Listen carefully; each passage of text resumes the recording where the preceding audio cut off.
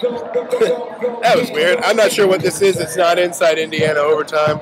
It's like Inside Indiana Block Party or something. We're going to start trying to do the pregame video as well as postgame. It won't be nearly as long. Just talking a little bit about kind of what we heard from people. You know, in our pregame availability. Obviously, we're sitting on the Assembly Hall court, talking rather loudly because I think it's IU DJ Unique over there is playing the Young Jock remix. So, Purdue today, they're on that end of the court warming up.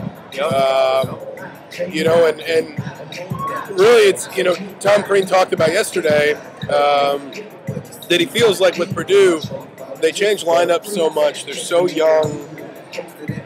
You know, Matt Painter is toying with so much stuff that they really just have to prepare for personnel. They can't prepare for lineups. They can't prepare for, you know, specific rotations because Purdue's just kind of having to throw stuff against the wall and see what sticks right now. I mean, Crean didn't put it that way, but I will, because that's basically what's happening.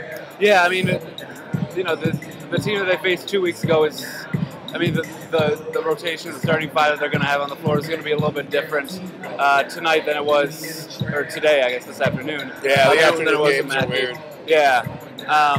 And so, like you said, they're just going to be trying to figure out matchups and figure out, you know, they had a few days, luckily, before this to really watch tape and to really prepare for any of the new challenges that Purdue kind of poses for them, and also to try and, you know, figure out maybe a better way to try and neutralize A.J. Hammonds and take him out of this game a little bit more than they were able to take him out of last game. As you know, you don't expect the Johnsons to shoot as badly as they did in that first game, so you assume they're going to get their points, and you just don't want Hammond to have another career night like he did 2.5 weeks ago or whenever it was at Purdue. So I mean, you know, it'll be interesting to see how they play him, how they play the Johnsons. You know, how that whole kind of backcourt matchup will work, and just to see if they're able to neutralize them as much as they were a couple weeks ago, and what kind of wrinkles Painter's going to throw in, and what kind of new wrinkles Crean's going to throw in. I mean, it's just that classic chess match between coaches to try and outsmart each other. What? Once you've used the words chess match, come on, you've probably you've fallen too deeply down into the cliche hole. Oh. Well, you know, talking about Hammonds, it seemed like, speaking of cliches, but it's probably not incorrect in a way. You know, yesterday the general pregame mantra was just they need to be more physical with him. They need to be more physical blocking him out.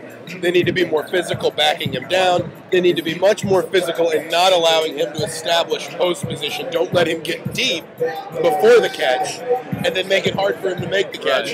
That way when he's catching it, he's fighting through traffic and he's doing it, you know, 8-10 feet from the basket instead of 4 to 6 feet from the basket, because he's got a nice little touch on that turnaround and he's 7 feet tall, so you're not going to block a lot of his shots.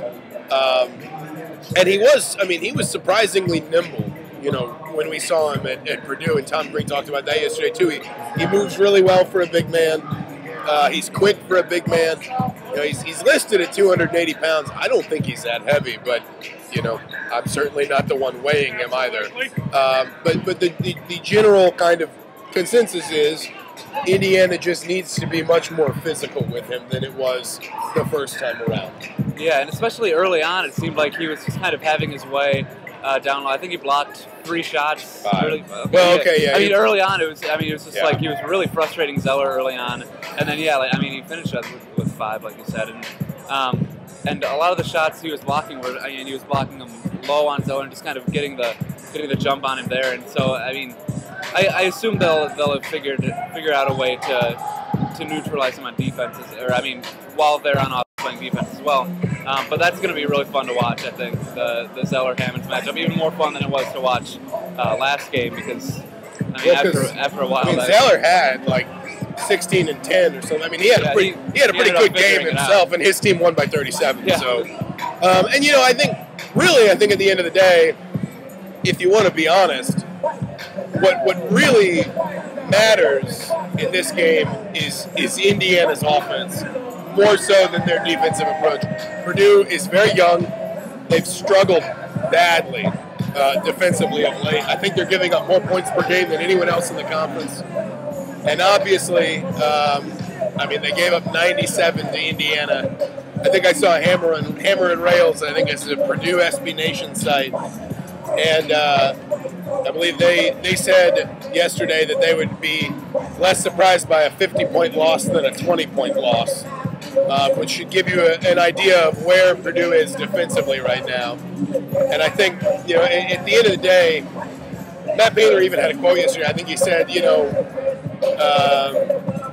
it wasn't to me, I don't remember where I read it, but I think he said, I told AJ he could have scored 66 points and we still would have lost the game. Yeah. So, you know, the reality is that Indiana's a very good defensive team. You'd like to see them sort of make those improvements, because that's kind of just an important part of growth is learning from one game to the next, one matchup to the next. But to win this one, I think really it's just Indiana just do what you always do at home on offense. Get to the free throw line, knock down open shots. Purdue defensively is probably not close to good enough to beat you. No. I mean, they got crushed the other night by Illinois. Also, I mean, they just really struggled to kind of put it together there. And I mean, you know, like you said, those little things, those, you know, being able to show improvement is really something that Crean really stressed yesterday. Is that, you know, we're not looking to, you know, win this by more than we won last time or anything like that. We're just looking to grow. We're looking to improve as a team and show that we are, you know, a better team now than we were, you know, January 30th when they played the first time. So just looking at the little things will be interesting for Indiana. And then, you know, obviously they're going to have to, you know, win the game itself. So, I mean, on paper, it doesn't look like, you know, I mean, it doesn't look like it'll be that interesting of a matchup, you know, in terms of the disparity between the teams, but a lot of the little things are going to be fun to watch, and it's IU Purdue. So I mean, it's going to be interesting. It's always going to be fun. You know, I mean, without taking one more dip in the cliche well, you never. I mean, rivalry games, you do never know what to expect. Sorry, I woke up with awful sinus something this morning, so I am just stuffed up and sniffly and feeling miserable. But so we should end this video. Yeah, I think. Well, and it'll probably just end it. Go ahead and end it, because we should just end it. We'll be back here in about an hour. In the meantime, enjoy pregame and enjoy Indiana's contribution to rivalry, the state of Indiana's contribution to rivalry week. And we'll see you soon.